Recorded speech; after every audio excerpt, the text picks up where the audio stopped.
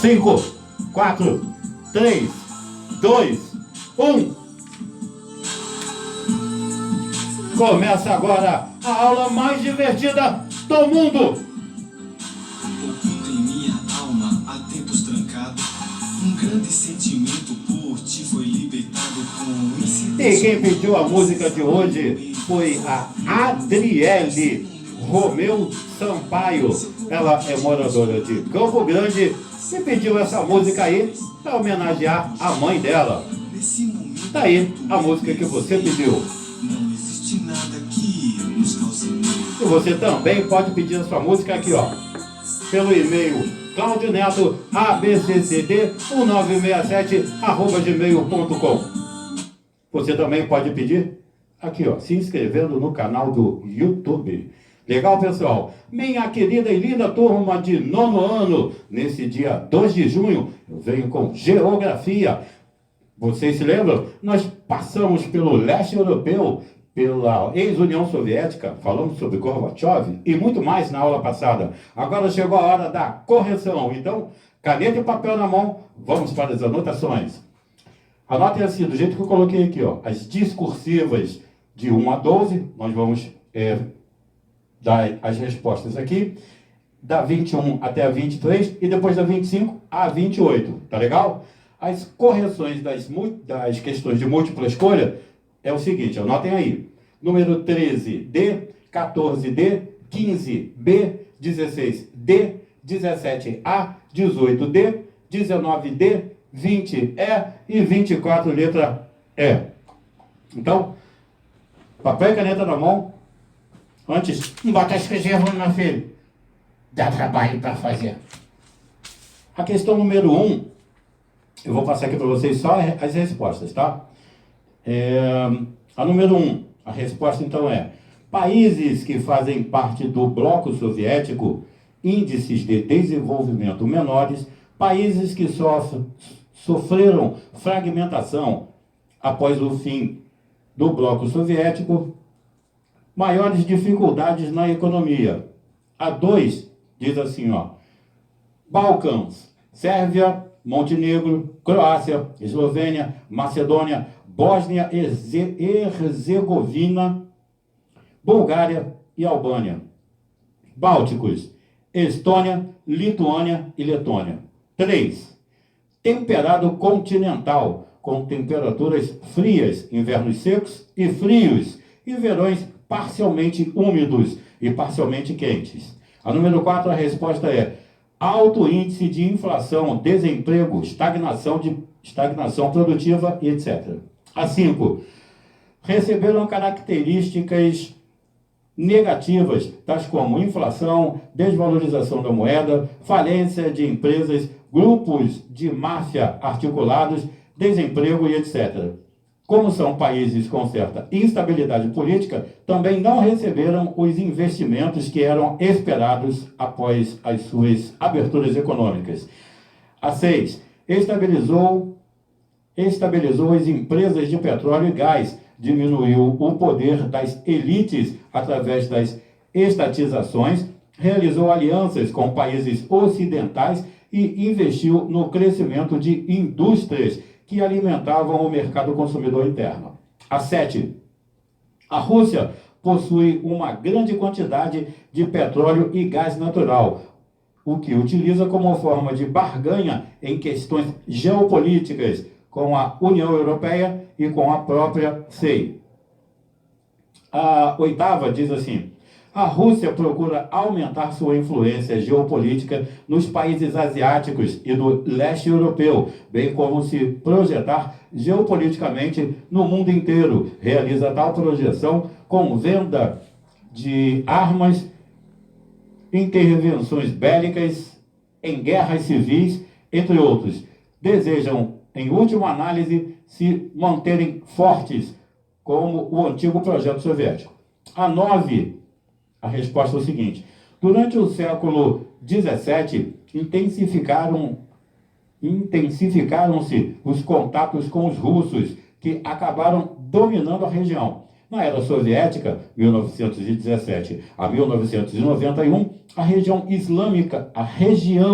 perdão, religião mesmo, a religião islâmica foi proibida e milhares de chechenos foram deportados para a Sibéria, numa tentativa de controlar essa população. Essas deportações criaram um grande sentimento de revolta. A 10 diz o seguinte: Azerbaijão e Armênia disputam há alguns anos a região de Nagorno-Karabakh. E é uma região habitada sobretudo por pessoas de etnia armênia e religião cristã, que foi colocada sob controle do Azerbaijão durante o período de União Soviética. Tal conflito permanece até os dias de hoje e já gerou milhões de refugiados. A 11ª diz o seguinte: foi a transferência de bósnios pelos sérvios para campos de concentração e regiões distantes, e até mesmo genocídio de tal população, para garantir a expansão territorial dos sérvios, processo que eles nomeavam de a Grande Sérvia. E a 12ª diz o seguinte: Kosovo é um estado que se proclamou independente desde 2008. Entretanto, não há um reconhecimento internacional deste estado e por isso não pode ser aceito pela ONU enquanto um país livre e independente. A 10ª, agora vamos ver o que mais tem aqui. Sim, a 21ª diz assim, ó: a Chechênia localiza-se na Federação Russa da região do Cáucaso. Aí tem algumas letrinhas aqui. A letra B diz que com o fim da Rússia ressurgiram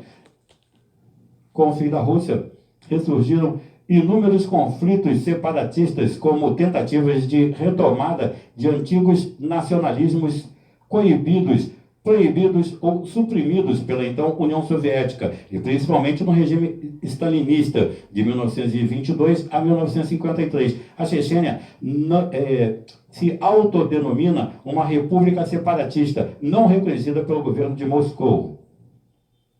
A 22ª vai dizer o seguinte, ali a letra A diz: o colapso político e econômico soviético favoreceu a emergência de movimentos nacionalistas separatistas em repúblicas até então dominadas pela Rússia. Contribuiu também para esse fato a diversidade étnica, religiosa e cultural já existentes associadas à política stalinista de russificação. O sucesso de muitos desses movimentos incitou outros povos a também lutarem por independência após a dissolução da Rússia, o que tem sido acompanhado por forte repressão russa, pois estes ameaçam a soberania desses novos países. A B diz: a Rússia reconheceu a independência da Ossétia do Sul, face ao governo georgiano. Deu apoio tático, bélico e concessão de cidadania a separatistas da Ossétia do Sul, tendo os ataques da Geórgia como resposta a estas atitudes. Ainda diz assim, ó: a Rússia atacou posições georgianas, alegando defesa humanitária da Ossétia do Sul frente à agressão georgiana. A Rússia reagiu, desse modo, ao alinhamento da Geórgia aos interesses dos Estados Unidos e à União Europeia, numa região considerada estratégica, ali é o Cáucaso. Outro fator importante foi a resposta russa ao apoio ocidental na independência de Kosovo, contrário aos interesses russos e seus tradicionais aliados sérvios. Que a letra C diz: os movimentos separatistas na Chechênia, no Daguestão e na Abcásia são outros exemplos de movimentos autônomos na região do Cáucaso.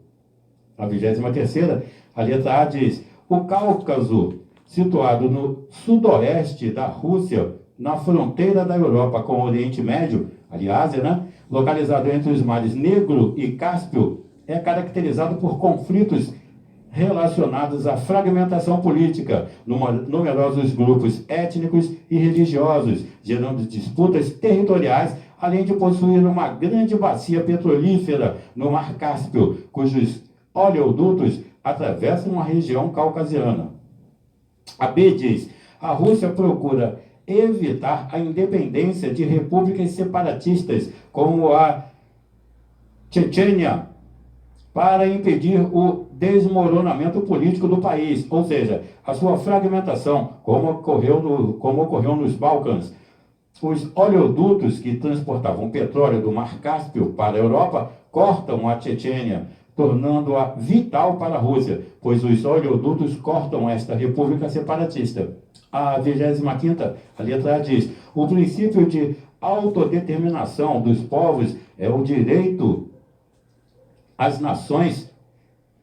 O princípio de autodeterminação dos povos e o direito às nações possuem em seu desejo de território, condição política, social e cultural.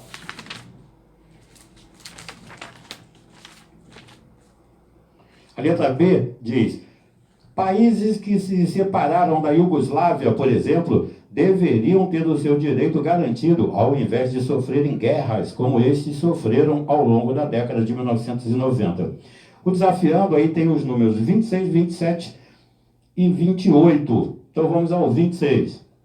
Ele diz: a falência de algumas empresas do Estado soviético e a privatização de outros que fizeram corte no corpo de funcionários e seguraram gastos para aumentar sua competitividade. Pode-se falar também da falta de investimento em capitais fixos na Rússia, na União das Repúblicas Socialistas Soviéticas, provocando a estagnação do mercado. A letra B diz: com a criação de conflitos entre elas, sobretudo para disputar fronteiras e reassumir suas soberanias territoriais. A 27ª diz: atualmente, o Kosovo possui um reconhecimento de 111 dos 193 países que formam a ONU, de que já é um país independente e soberano. Entretanto, possui grande autonomia e é considerado democrático, tendo partidos tanto da direita quanto da esquerda. Aí no finalzinho, quando eu estava dando a última aula, eu falei sobre perestroika, glasnost, e como a tecnologia lá na Rússia, eu falei sobre as reformas do Gorbachev, né? Por isso que até coloquei aqui o nome do Gorbachev no quadro. Então, a 28 vai estar falando sobre isso, essas questões. Vai falar assim, ó, a resposta era a reestruturação da economia com maior liberdade individual para investir e privatização de algumas empresas. Isso aí é a perestroika. A B vai falar: foi a reforma política da Rússia com maior transparência dos atos políticos e de liberdade de oposição, que eu falei da glasnost. E aí, sobre a tecnologia, a letra C vai falar: a falta da modernização do setor produtivo e tecnológico da União Soviética frente aos Estados Unidos e Inglaterra gerou uma incapacidade de manter a corrida armamentista. Esses últimos adentraram com intensidade na terceira Revolução Industrial, enquanto a União das Repúblicas Socialistas Soviéticas ainda se pautava numa industrialização fortemente baseada na segunda Revolução Industrial. E a última, a letra D, ele vai falar sobre as reformas do Gorbachev. Vai falar que a resposta é o seguinte: grandes filas para obter produtos, falta de diversidade nos vestuários, aumento do desemprego e inflação, burocracia estatal e desejo de maior liberdade individual.